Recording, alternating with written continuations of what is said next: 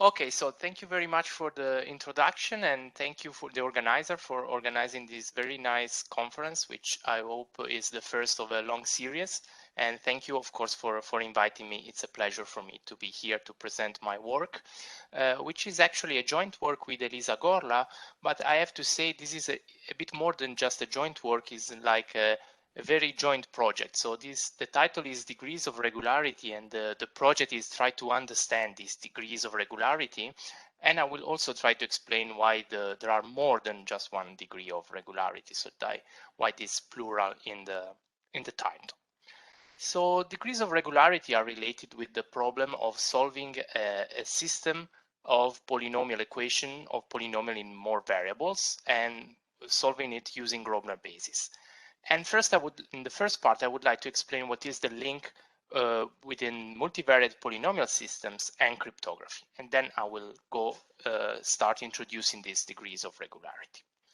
So in my abstract, I wrote a quite bold statement, such as multivariate polynomial systems are ubiquitous in cryptography.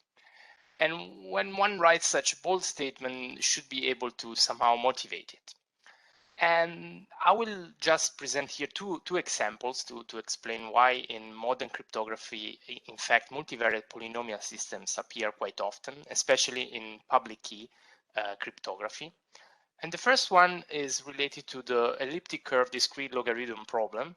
And one of the most efficient algorithms known to solve this problem is Gaudry's approach for index calculus. And this requires, in the phase of collecting relation, to solve several systems of multivariate polynomial equations which are coming from by restriction of semi-wave polynomials. And each time you solve one of these systems, if it does not have a solution, you discard it. If it has a solution, then you have collected one relation you need for the index calculus. So you really require to solve more than one system to apply this method. And then maybe the area of cryptography where multivariate polynomial systems appear more naturally is the so-called multivariate cryptography, which is one of the post-quantum crypto systems somehow. And the idea of multivariate cryptography is to build post-quantum resistant cryptographic primitives using the so-called MQ problem. So rather than the hardness of factoring integers or the DLP, the idea of multivariate is used to MQ problem, which is the problem of solving or at least find one solution of a polynomial system, polynomials in more variables, and polynomials that are at least quadratic, so that you cannot simply use linear algebra to solve them. And this problem is known to be MP complete already, MPR, sorry, already over a finite field and already with quadratic polynomials. So this is the problem. But then, of course, such as for DLP and for factoring integers, this is the mathematical problem underlying the idea behind it, but then one has to convert it to make this problem into a crypto system. And in multivariate cryptography, the way it is usually done is the following. So let's suppose we want to build a public key scheme, a multivariate public key scheme. So we have to set up a couple of public and private key. And so everything which is in red here will be public and the green stuff will be private. So let's assume Bob wants to set up his public key. So he starts choosing a public finite field K where all operation will be done. This is made public. And then Bob chooses m private quadratic polynomials Q1, Qm in n variables over this field K, with the condition that somehow finding a solution of this polynomial system is easy in the sense computationally easy. So these polynomials Q1, Qm should be chosen in a way such that the MQ problem for them is easy. And well, the way that one chooses this polynomial changes from system to system, of course. Then in order to somehow mask the structure, the special structure that these polynomials Q1, Qm should have by assumption, Bob chooses two private linear invertible maps, S and T, and he composes the polynomials Q1, Qm on the left and on the right with these two linear transformations. So T is just a change of variables over the field K, and S is just an operation which somehow makes a polynomial combination, a linear combination, sorry, of the polynomials. So in this way, starting from these polynomials Q1, Qm, we get new polynomials P1, Pm, which now look like random polynomials because the special structure of Q1, Qm, whatever this was, is now hidden by this linear transformation. So let's assume that now Alice wants to send the message A to Bob. Well, what she has to do is she evaluates the polynomials of f, so the polynomials P1, Pm in A. She gets another vector B, and she sends B to Bob. Now Bob knows that actually the polynomials of f were obtained by composing S, Q, and T. He knows how to invert S because it's linear. He knows how to invert Q by construction, and he knows how to invert T, again because this is linear and invertible, and this can be done efficiently, and so Bob recovers the message A. But now let's assume that we are Eve, the attacker, who has at his disposal only the polynomials, the public polynomials f and the public message B. So Eve sees the ciphertext B, and she would like to recover the plaintext A. She can do it by trying to solving the system B1 minus Px equal to 0, Bm minus Pmx equal to 0. So this is actually a polynomial system in multivariate polynomial system. And in particular, this is an instance of the MQ problem, which I presented before, with the quadratic non-homogeneous polynomials B1 minus P1 up to Bm minus Pm. And now is where the Grobner basis come into play, because one way Eve may attempt to solve the system is by computing a Grobner basis of the ideal, which is now a process I'm going to describe a little bit. So in this sense, for somehow testing the security of a multivariate crypto scheme, it is important to know at least how feasible it is to do this attack. So how one can solve this system by computing a Grobner basis, because this is an attack you can always do for every system of polynomial, no matter what was the private key.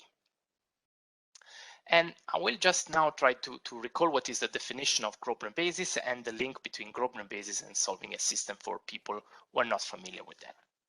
So we fix our field K and a polynomial ring in n variables over K. A term order is just a total order on the set of monomials of R with two additional properties. The first one is that this order must respect multiplication, and the second one is that one must be smaller than every other monomial. So these are the rule for a term order, and we will always consider our polynomial ring with a fixed given term order. Two classical examples which will be useful for what I'm going to say in term orders are the lexicographic term order, the lex, and the graded reverse lexicographic term order, DRL.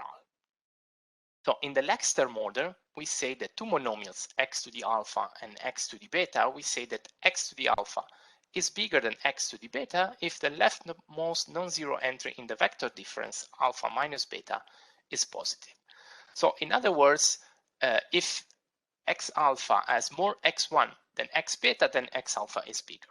If they tie in the number of x1, then we look at the number of x2 and so on. So, and just one remark, this is not degree compatible in the sense that, for example, the monomial x1 to the square is bigger than the monomial x2 to the 100 with respect to this term order.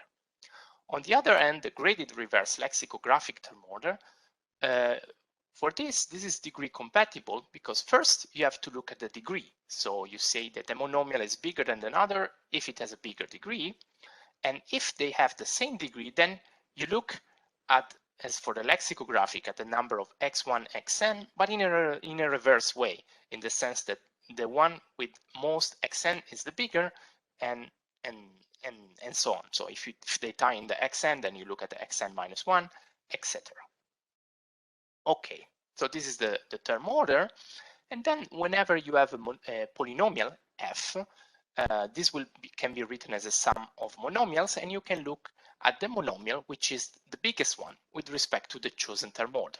And this is called the initial term or leading term of the polynomial, which of course depends on the term order chosen. And not only you can do this for a single polynomial, but if you have an ideal I, then you can repeat this operation for all polynomials in your ideal, and you can define the initial ideal of I as the ideal generated by all the initial terms of the polynomials which are in I. So you take each polynomial in your ideal, you take the initial term, and then you build up an ideal which will be a monomial ideal in this way. Pay attention that at the first look, one may say, well, if I have an ideal generated by some polynomials f1, fm, then the initial ideal will be the ideal generated by the initial terms of f1, fm. But this is false in general, so this equality does not hold in general, but if it holds for a special set of generators, then you say that this set is a Grobner basis of the ideal. So a Grobner basis of an ideal with respect to a fixed term order is a set of polynomials which whose initial terms generate the initial ideal.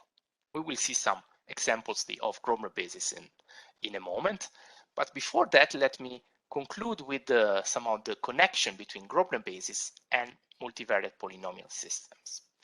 And the main connection somehow is given by the so-called shape lemma, which tells you that if you have a lexicographic Grobner basis of your ideal, then you can read off the solution of the corresponding polynomial system. So the solution of the system really just depends on the ideal, not on the chosen generators of the ideal. And if you have a lexicographic Grobner basis for your ideal, then you can read the solution quite easily in the following sense. So here for the pure form of the shape lemma, we need some assumptions such that the ideal is radical, normal in xn position, and we find a zero locus. But in fact, radical and normal xn position are not so restrictive in the sense that if you drop this hypothesis, you have a more refined form of the shape lemma that still allows you to tell the solution, but it's a bit more complicated to write. So let's focus on this simplified version somehow. And if you see here, the Grobner basis has a really special form in the sense that it's composed by polynomials, but just by univariate polynomials. So there is one polynomial gn xn, which is really univariate in the variable xn, which is the smallest one with respect to our lexicographic order. And then you have a bunch of binomials, all of the form xn minus 1 minus a polynomial in xn only. So in this sense, if over your field you are able to factor univariate polynomials easily, computationally easily somehow, then you are able to find a solution of your polynomial system quite well, such, for example, over a finite field. So this is why finding a Grobner basis allows you to somehow find the solution of your system. Well, then in practice, let me tell this, that what most algorithms do, they do not directly compute a lexicographic Grobner basis because this is computationally more expensive, but they first find a degree reversal lexicographic Grobner basis and then they convert it to LX1. So, and for this reason, although somehow the link between solving the system and Grobner basis is given by the Lex basis, in what follows, we will focus on DRL term order because this is what is done in practice. Okay, so this is enough for the connection. Now it's time to start introducing these degrees of regularity I mentioned at the beginning. And the first one is the so-called solving degree. So, and in order to understand the solving degree, we have to look a little bit more into details at the algorithms for finding a Grobner basis. In particular, there is a class of algorithms which are called linear algebra based algorithms, such as F4, F5, XL, MutantXL, which is nowadays considered the fastest somehow class of algorithms at our disposal for finding a Grobner basis. And although they differ from each other, they have different names, and in fact they are different. They are all built up on the idea, which goes back to Lazare, or converting the problem of computing a Grobner basis into one or more instances of Gaussian elimination on the so-called Macaulay matrices. And what are the Macaulay matrices? So the Macaulay matrix, for building a Macaulay matrix of a system, let's fix a system F1, Fm, and we fix a positive degree B, then the Macaulay matrix MD of the system F has columns indexed by monomials of R of degree at most D. And these monomials must be ordered in the chosen term order. So these monomials will somehow be the index of our columns. And the index of the rows will be given by polynomials of the form h times fi, where fi is one of the polynomials in the system and h is a monomial such that the multiplication h times fi do not exceed the degree d. And then in the entry alpha beta of my matrix MD, I will just put the coefficient of the monomial of somehow selected by the column beta in the polynomial selected by the row alpha. So it's time to maybe now give an example of this. Let's start with the polynomials f1 and f2. f1 is x squared minus 1 and f2 is xy plus x. And with the chosen term order, the degree reverse lexicographic, so x bigger than y. The Macaulay matrix of this system F now is the following. We put as columns all possible monomials of degree at most 2. So we have x squared, xy, y squared, x, y, and 1. And as rows, we choose just the two polynomials f1, f2 because they have already degree 2, and so we cannot multiply further by any monomials. And then f1 is x squared minus 1, so we put a 1 here and minus 1 here, and f2 is xy plus x. And in this case, there's not much we can do because this matrix is already row reduced. So we pass to the next one, which is M3. And now things start getting a bit more interesting since we have at our disposal also monomials of degree 3, which we write here. We write them on the left because we have a degree compatible term order, so they are bigger than monomials of degree 2 and 1. And we are also allowed to multiply f1 and f2 by monomials of degree 1 in order to get something of degree at most 2. And then we play our Sudoku and we get this matrix, which is now bigger, but notice that the matrix M2 is somehow embedded in the matrix M3 in this sense, as you can see it in red. Okay, now this matrix is not in row reduced echelon form. For example, here you have a 1 and 1, and maybe there's another place. So we can do Gaussian elimination of the matrix. And we not only do Gaussian elimination, but since we are making operations on the row, we remember that each row is indexed by some polynomial, and so we also keep track of the operations we do, and this will give us new polynomials which belong to the ideal. I spare you all the computations, so the final result is the following matrix, which is now in row reduced, and you see that some polynomials appeared here on the left. And in particular, the last polynomial, the one I wrote here in red, f3, which is given by x f2 minus y plus 1 f1, this is the polynomial y plus 1.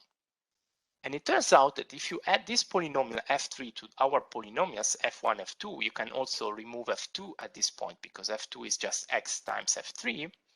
It turns out that f1, f3 is a Grobner basis of f with respect to this term order. Of course, I did not tell you why this is a Grobner basis. One should have some criteria to tell you that you should have to add this f3 as an element in order to get a Grobner basis. And actually, the criterion chosen is what sometimes differentiate the different algorithms. The criterion you use to tell you which polynomial you should add and at what point. But what is important for us, so I won't tell much in this talk about the criterion, but what is important for us is that if we do Gaussian elimination on a matrix which is big enough, we get a Grobner basis. And so it is important in order to somehow to estimate the complexity of these algorithms, whatever is the precise procedure. As I tell you, some they just do Gaussian elimination on increasing matrices, some they just choose a big matrix. Anyway, the most expensive step in all these algorithms, it turns out that this is Gaussian elimination on the biggest matrix. So in order to estimate the complexity of somehow solving your system with these algorithms, you need to need an efficient way to find such D. And well, at first one may say, well, but this D must be the maximum degree, the highest degree of an element which appear in a reduced Grobner basis. But well, this is a good approximation, but it's not quite correct, as we saw in the previous example already, which I will turn back in the moment. Anyway, so this D is the degree we are looking for.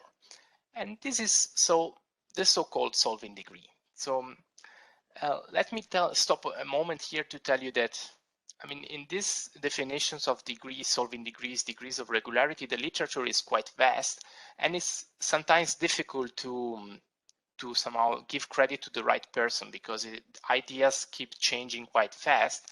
So I think the solving degree in this case, I first found it at least with this definition in a paper by Ding and Schmidt, but with somehow different names and different ideas, it appears also a bit earlier anyway. So I attribute this to Ding and Schmidt in this version at least. And this is precisely what I told you before. So the least degree D is such that if you do Gaussian elimination on the Macaulay matrix MD, you get a Grobner basis of your system with respect to the given term order.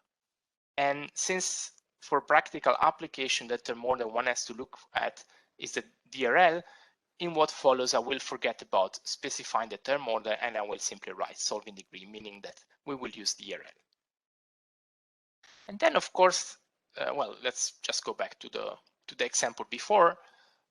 In the example before, we had F1 and F2, and the Grobner basis was x2 minus 1 and y plus 1. And notice that this Grobner basis consists of polynomials of degree at most 2. So the maximum degree of the element in a Grobner basis is 2. But to find this Grobner basis, we had to go up to degree 3. So the solving degree in this case is 3 because we couldn't find this Grobner basis just looking at the matrix M2. We had to use M3. And this is actually what makes somehow finding this solving degree or good bounds for the solving degree quite difficult. Because if the polynomials are homogeneous, then you have really equality here. But if not, if they are not homogeneous, then there can be quite a big difference. And also for practical application, sometimes you would like to have an estimate of the solving degree without solving the system. So the definition I gave you is, well, you solve the system and you see what the solving degree is. But if your system is supposed to be somehow some multivariate cryptoscheme with the chosen parameters such that it is supposed to be unbreakable or at least difficult to break, if for finding the solving degree you need to solve in the system, that's something which doesn't work well. So you need at least to have a way to estimate this before solving the system. And for this reason, people start looking at other degrees, such as the degree of regularity, in order to find somehow a more mathematical definition of the solving degree, because the solving degree is quite algorithmic in its nature. No, you look at the Macaulay matrix and you solve it. But if we might have something more mathematical with some more precise definition, then maybe we can produce some bound using some theory. And this is probably what motivated Bardet, Fougère, and Salvi to introduce the so-called degree of regularity in 2004, which is somehow a more mathematical definition for the solving degree, which is supposed to approximate it. And in order to explain the degree of regularity, I need to introduce some notion from commutative algebra. In particular, I will recall the definition of Hilbert function. So given a homogeneous ideal, then we denote by R modulo I with this D here, the homogeneous part of degree D of Ri. So consisting of all somehow, this is polynomials of degree D there. And the function which keeps track of the dimension of these vector spaces, the k dimension of these vector spaces. So for each D, we get the dimension of Rid. This is the Hilbert function of Ri. And this is a quite important object in commutative algebra, quite well studied, and it is also well known that this function, when D is big enough, it behaves like a polynomial, so it has a polynomial shape. And the first degree where this Hilbert function starts behaving like a polynomial, the Hilbert polynomial, the first degree when you have equality there, this is called the index of regularity. So the first degree where the Hilbert function behaves well somehow. And this is again an important invariant in commutative algebra. And the idea is to use this index of regularity to somehow give a measure of the complexity of solving your system. But the main problem here is that for defining Hilbert function and index of regularity, you need to have an homogeneous ideal. But most polynomial systems that appears in practice, also from cryptography, are non-homogeneous.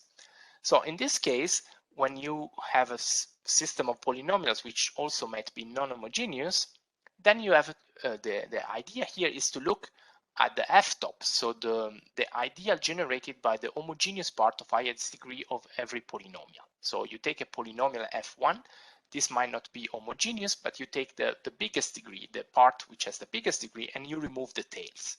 And in this way we get a homogeneous ideal, and it's legitimate somehow now to consider the index of regularity of this ideal. Well, now the degree of regularity of your system is defined as the index of regularity of this ideal. So the first step where the Hilbert function of this ideal agrees with the Hilbert polynomial. Let's go back to our running example. In this case, we have f1 and f2. In this case, f1 has degree 2, and so we remove the tail -1, we just take x2, and we do the same for f2. We remove x and we consider just xy, and then the ideal f-top is just the ideal generated by x squared and xy. So in this case, it's a monomial ideal, but in general can also not be a monomial ideal, but it will be a homogeneous ideal. And then in order to compute the degree of regularity, the index of regularity of this ideal, we can use some tools from commutative algebra. And for example, in this case, the degree of regularity can be rid of the Hilbert series, which is the generating series of the Hilbert function, which is always a rational function in this setup. And in this case, we have a formula from commutative algebra that tells us that the degree of regularity is just the degree of the numerator minus the degree of the denominator plus 1. So in this case, this is 2. And already in this example, you see a possible problem somehow with the degree of regularity is that in general, this is a good proxy for the solving degree in the sense that in many systems, they are quite close, but they are not always the same. And moreover, there is no, in general, there is no, the degree of regularity is not an upper bound for the solving degree, because you can produce with some effort many examples where the degree of regularity and the solving degree may be far apart. Although for many systems, the degree of regularity is a good proxy, but mathematically you cannot prove in general that it's always an upper bound. For example, in this example here over f7, you can take this 4 polynomial f1, f2, f3, and f4, and then you consider the system given by all possible product of this of 4 choose 3 of these polynomials, and you add the field equation. You get a quite big system, and then the solving degree is 24, but the degree of regularity is only 15.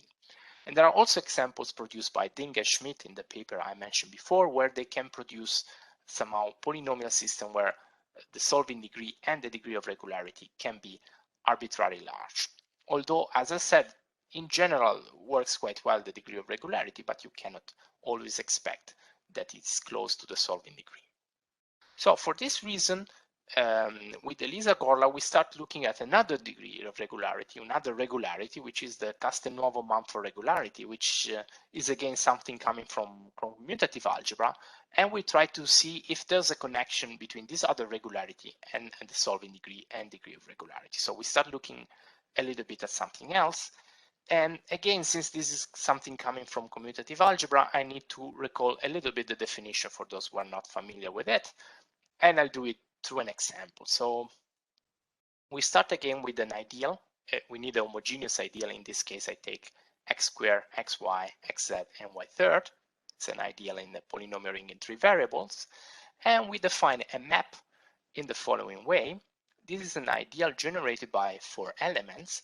So we take a free module of rank 4, so 4 copies of R, and we send each generator of the module to one generator of the ideal. So we take the canonical basis of the free module and we send it to the generators of the ideal. But notice here that I wrote the free module with this apparently strange notation, so R minus 2 and R minus 3. It is because I want this map to be homogeneous, so sending things of degree D into other things of degree D. And so since E1 is sent to X2, which has degree 2, I put here an R minus 2, meaning that all elements of this copy of R will have degree shift by 2, such that the canonical basis generator E1 will have degree 2, and other elements will be shifted accordingly. And I do the same for the second copy of R, E2 and E3, since they are also sent to something of degree 2. And then E4 is sent to Y third, which has degree 3, so here I put an R minus 3. So I get this map, which is homogeneous. It is clearly surjective because I'm sending everything to a generator of I. But in general, this map is not injective. So I can consider the kernel of this map, which is generated by some elements, which are the so-called syzygies. So the syzygies are the relations between generators of the ideal. And in this case, we have 4 syzygies that generate the kernel. And I repeat the same trick. I take another copy of free summons of R, 4, because I have 4 syzygies, and I send the canonical basis to the syzygies. And I repeat the same trick of the shift again. Now here S1 has degree 3, because E1, remember, E1 has degree 2 and Y has degree 1, so this has degree 3. And so we send the first element of the canonical basis with a shift of -3. We do the same for the second and for the third, and then you can look that S4, the last syzygy has degree 4, so I need here a copy of R-4. And again, I'm sending here the canonical basis to generators, so I get something, a map which is surjective. It is not injective, so I have to look at the kernel. But this time I'm lucky since the kernel is generated just by one more syzygy, so I can do one last step here from one copy of R-4, which sends just 1 to S, and now this map is not only surjective but also injective. So, and now the procedure terminates, and what I got is this chain of maps, a complex of map which is exact, and is called a minimal graded free resolution of I. And of course, this was for just one example, but there are theorems in commutative algebra that tells you that you can repeat this procedure for every homogeneous ideal, and the procedure in particular, thanks to Hilbert's syzygy theorem, will always terminate. So to any homogeneous ideal, you can attach a minimal graded free resolution, which will be a complex of this form, where in each position you have some copies of R with appropriate shift and taken with the appropriate multiplicity. And here the sum is over the integers, but in each position there will only be a finite number of copies of R which have exponent which is non-zero. And these exponents are precisely what are called the graded petty numbers of the ideal. And in particular, they are numerical invariants of the ideal. They just depend on the ideal and not on the procedure. Now it's time to introduce the Castelnuovo-Mumford regularity of the ideal, which is simply the maximum difference j minus I, such that there exists a Betti numbers beta ij, which is non-zero. So the maximum difference you may have between the indices of a non-zero Betti number. Let's see this better in our running example. So we go back to our ideal. Remember, we produce with some effort this minimal graded free resolution here, which is this complex, and the Betti numbers are the numbers you find there with some colors. In particular, in red are the Betti numbers in the first in the zero homological position, in blue in position 1, and in green you only have one Betti non-zero Betti number in position 2. So, and in this case now the Castelnuovo-Mumford regularity of the ideal I is 3. It is 3 because you have, for example, the Betti number beta 0, 3, which is non-zero, and 3 minus 0 is 3. But you can also read it off from, for example, from the Betti number beta 1, 4, which is also non-zero, and 4 minus 1 is 3.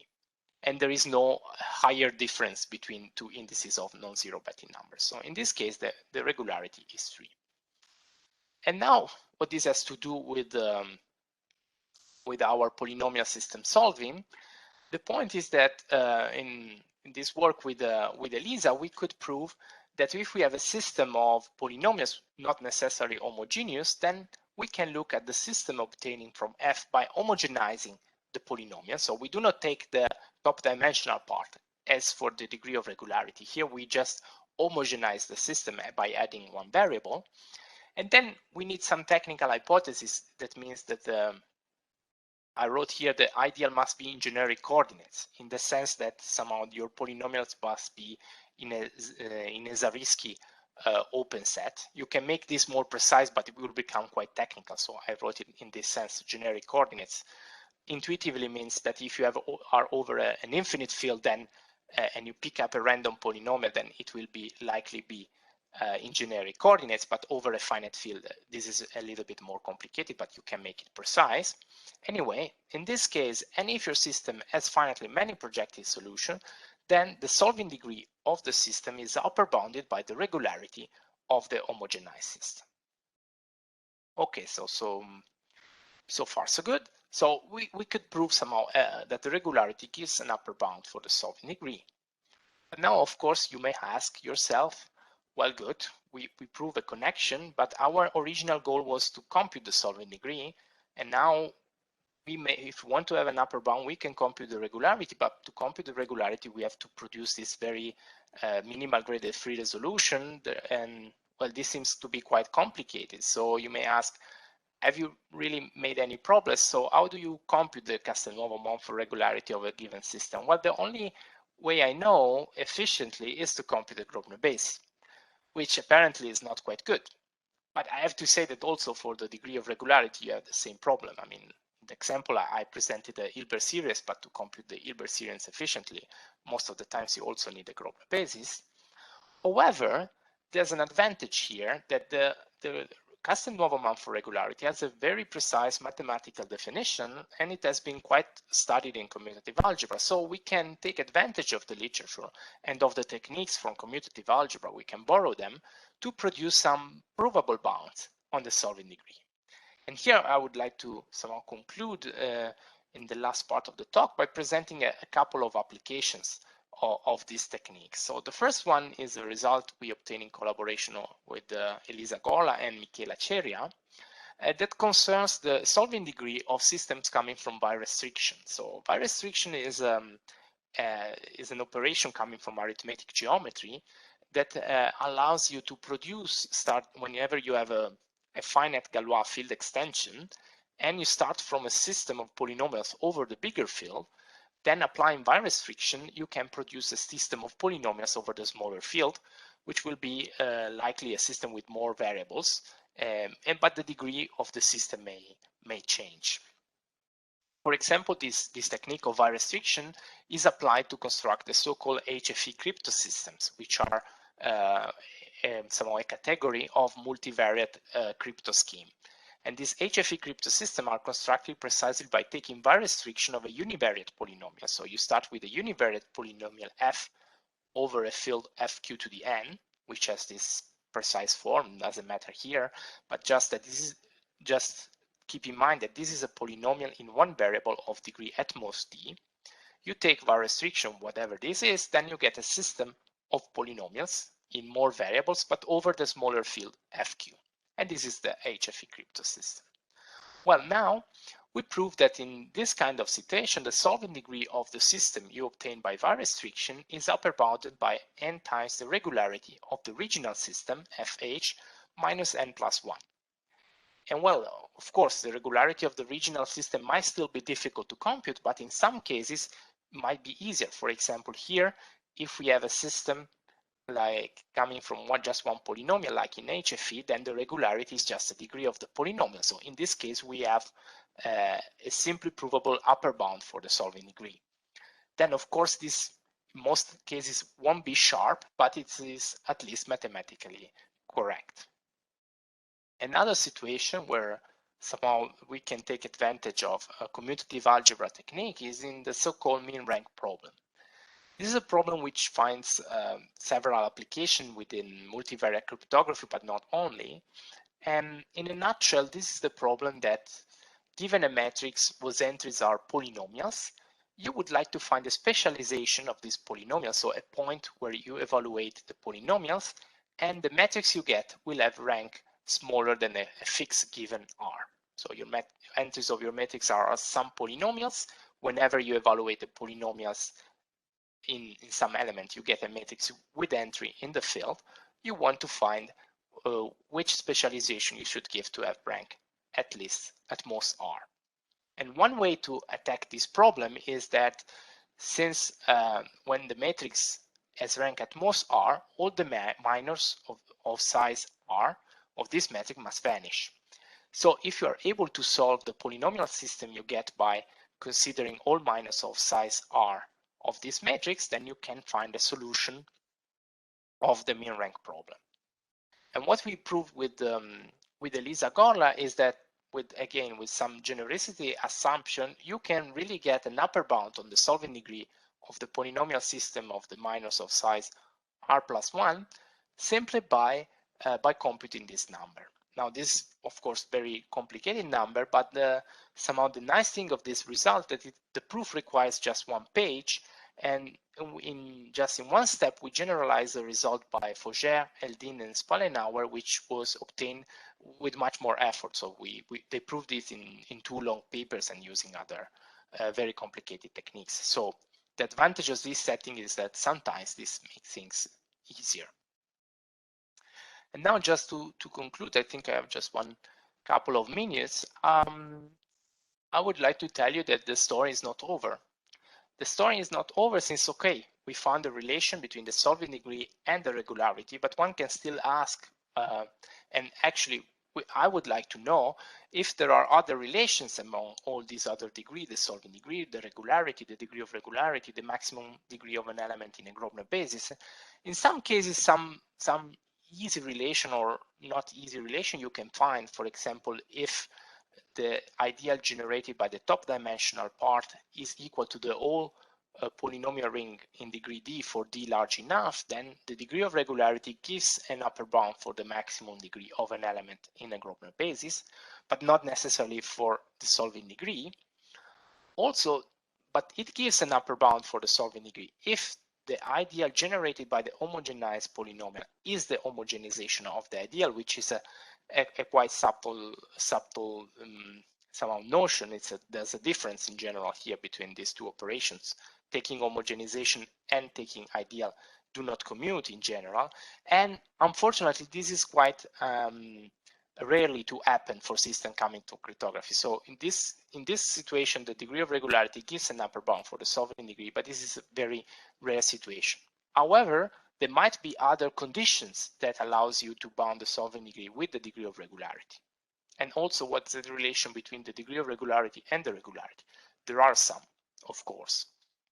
And again, the story is not over here, because those presented are not only the only degrees of regularity introduced so far. So I didn't have the time for introducing all of them, otherwise it would be much more complicated, but other people look at the so-called first fold degree, which in a nutshell is just the smallest degree where a non-trivial syzygy among the polynomials of f occurs. So I told you that a syzygy is a relation between the polynomials in the system, but one of course has to say, what does it mean non-trivial? So one depends what definition you give on non-trivial. This first fold degree may change.